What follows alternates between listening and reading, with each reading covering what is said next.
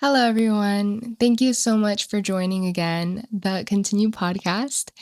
If this is your first time joining, welcome. If you are joining again, welcome. Either way, I am so glad and happy that you are here. My name is Karina Montoya. I am your host. Again, this is the Continue podcast, and this is episode number 3. Today, we will be talking about continuing through the moments of unexpected situations, continuing through the unexpected. Sometimes we may find that our biggest blessings come from our greatest moments of uncertainties, or our biggest blessings in life come from the most unexpected things. The greatest people may come at the most unexpected times. Either being in a romantic relationship or like a platonic relationship. A lot of the times, unexpected things or people are the best type. But on the other hand, unexpected events, unexpected situations can seem devastating when they're first introduced to our lives. I've experienced both, as I think most people have experienced both. For example, an example of a not so good situation would be in my freshman year of college when I found out I was not able to play tennis with my team the first full year of my freshman year. So I had to practice on my own. I had to figure out everything on my own. I couldn't be with my team. I was lucky enough to have other resources and people that I could keep up with and that helped me in the process. But it was a very hard situation for me, a hard time for me physically, emotionally, but we made it through and I'm stronger on the other side and it allowed me to be more grateful at the end of it. I never thought that I would say that when I was in the process of it. I never thought that I could take anything good away from that whole situation of not being able to be with my team, where I had trained super hard that month. A lot of the times it was like I trained twice a day, and worked out like all in the same day, and I was ready. I thought I was ready, but I had to wait. I was in a waiting season, a waiting period. I am a firm believer that everything happens for a reason. And so I was really trying to tell myself that I was waiting for a reason. Now that it's been, I think, 2 years since that whole situation, I'm a junior now in college, almost a senior. Crazy. Um, I can say that a few things that I took away from that situation was I learned to be so grateful to for the practices to have um structured practices that the team provided. Like, let me break that down. A lot of the times going to practice may be draining, but not being able to play made me realize how lucky I was to be able to go in the first place. A lot of the times going to conditioning may seem like the last thing I wanted to do in the world, but then I realized when I wasn't able to go how much I wanted to go and how lucky and blessed I was because I had to go, if that makes sense. Um, Another thing that I took away from that situation was that,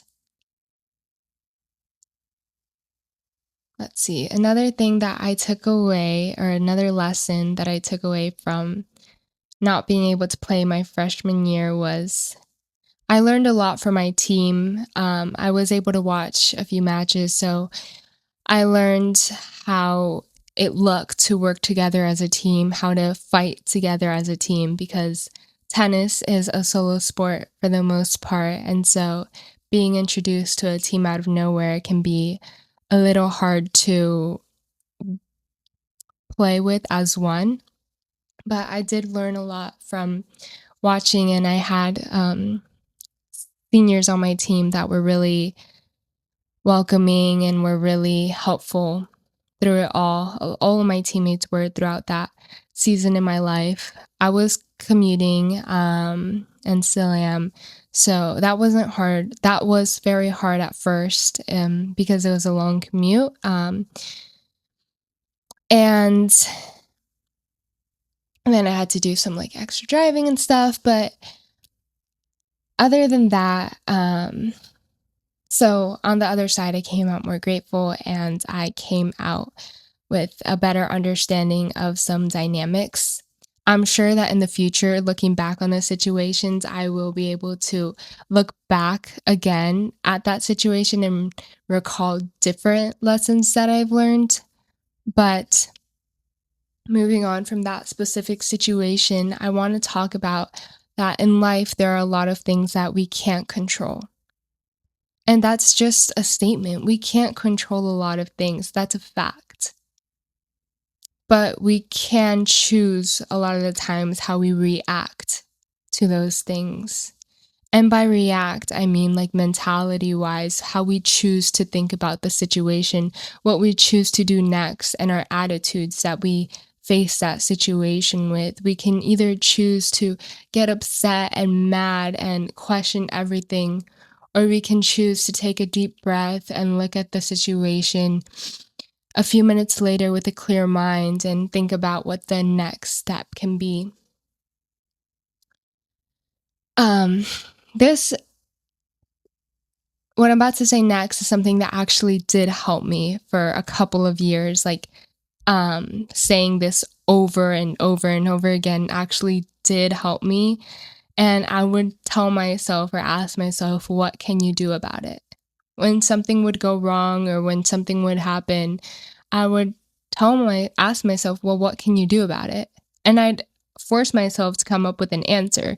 It didn't have to be a solution right then and there, but it was a step forward. And a lot of the time, that's what matters the most. That goes into procrastinating because we don't want to take that first step, or it goes into a lot of things. But asking yourself, what can you do about it, forces us to take that first step, at least mentally, where we're forced to think about, okay, well, we're not in that situation anymore. So what can we do about it? Um, so yeah, that goes into focusing on how we react and not what we can control. Because again, I love saying this, so you're gonna hear it a lot, but we're human and we cannot control a lot of things, a lot of situations, but we can control our mindset. And a lot of the times, for the most part, we can control who we choose to be around. I know a lot of the times we're not able to when it comes to households and workplaces and stuff like that and school environments, but I mean like externally, like on our own time or who we choose to talk to or put our energy into. Um, so moving on from that, I wanted to talk about how we need to enjoy specific seasons that we're in. It goes along with how I was in that waiting period. And looking back on it, I didn't take as much as advantage as I would have if I could repeat that. Let me explain. If I could go back and relive that freshman year, I would have gone into pre med from the start. Fun fact, I ended up switching my major from health track to pre med. I was very interested in pre-med, but I didn't believe that I was gonna be able to, have the time to do sports and pre-med, so I decided to just do sports, and go the health track route, which wasn't as much of the science classes. If I were to, have the opportunity or chance to do it again, I would start off with pre-med. I think it would help me a lot in my upperclassmen years to just get those some of those classes out of the way, but, I would do that. And another thing I would do is train more on my own, but it was either one or the other. Um, but I think I did good for what was going on mentally, how hard it was for me, because I wanted to start obviously right away. So there's that. But there's another time, which this one's more recent. It was last summer. I was for vacation or like on off time from school and tennis. I was enjoying time with my husband, and meaning like I was able to be with him for 2 months. We're kind of like in a long distance relationship right now because he's in the military, so it's kind of like hard to be with him for long periods of time with me in university. Still, so we're in two different places at the moment, but so I was able to spend those 2 months with him. If I could go back to that, I would really try to just enjoy those times because I was focusing on other things. I was focusing on tennis, I was focusing on school, but I wasn't actually like working on those things. I just like couldn't like focus. I couldn't leave those things, and not in a good way. I was overthinking everything. If I could go back, I would just try to relax more and enjoy the moment more. Maybe travel more where we were and explore more of the city that we were in because it can be so easy to miss out on beautiful opportunities and journeys because we're so caught up on other things in our life.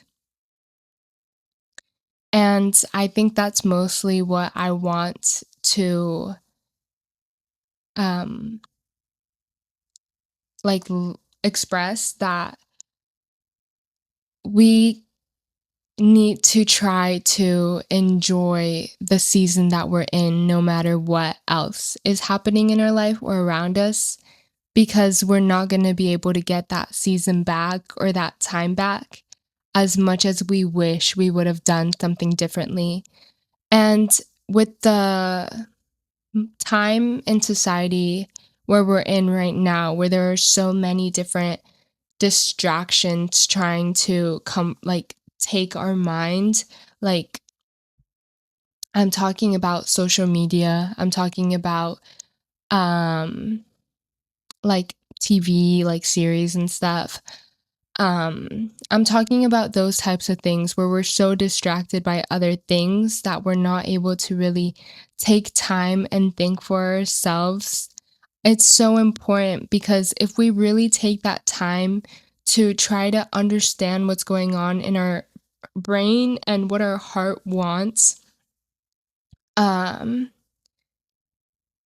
and by that I mean like what do we really, what are our goals? What are our goals and how can we truly live in that moment, and what do we, and how to truly enjoy that moment and spend it wisely, how it will benefit our future. Kind of do like a life audit, where we write down how we are doing mentally, how we are doing emotionally, how we're doing financially, how we're doing health wise, how we were doing in all these aspects, because we can sometimes choose to ignore them because there are so much other things in our life that it's easier to just put other stuff like that aside when a lot of the times we should be prioritizing it, because if we start to organize those areas, then we are going to be in a better position. And so that's why it's important sometimes to journal, because when we write down our thoughts, we are able to write down things that we would never would have even thought of. Like once we're writing things that we see on the paper, we're going to be like, "Oh, that's how I'm feeling. That's why I'm feeling." And sometimes we would have never known that if we weren't writing, cuz it just becomes kind of like a flow state. So I think that's why it's so important to kind of just, and sometimes I know that, like, when I since I hello, I'm a commuter, and so, I like to listen to music or podcasts on my way to school, but sometimes I need to just turn off the music, turn off the podcast, either, pray, or I need to talk, maybe sometimes out loud, about what is going on, what's wrong, like what is going up in my head, what do I need to figure out. And it helps, honestly, just expressing things, just saying things out loud helps. So I want to say that a lot of the times our biggest uncertainties or the most unexpected things can turn into our biggest blessings. So don't judge situations too fast and don't take anything for granted. We only have one life, and it's pretty short in comparison to everything that life has to offer. So live it and enjoy every single day to the max. And remember that not every day is going to be a good day, and not every week is going to be a good week, but we are able to feel those emotions. And being sad is not a bad thing. Being mad is not a bad thing. But staying in our sadness and staying in our anger, that's when it becomes a bad thing. Feeling our feelings is okay and it's perfectly normal and it's healthy. But we need to be able to find a way to redirect our thoughts and keep going no matter our feelings. Like put those like feel our feelings and then keep going. Not push our feelings aside or just have no feelings. That's not healthy. So yeah. That's what I wanted to leave with you guys today. Um if this was your first time listening, again, my name is Karina Montoya, and I am very grateful that you are here. Episodes come out weekly every Monday, and you can listen on YouTube. You can watch and listen on YouTube and listen on Spotify. Again, thanks for joining, and I hope you have an amazing week and that you live it to the max and that you don't do anything like crazy that you wouldn't do usually, or be like be wise. Be wise, and if have the I would love for you to have the confidence to do something that you've been wanting to do for a while. Yes. But you know what I mean. So, have a good one. Bye, guys.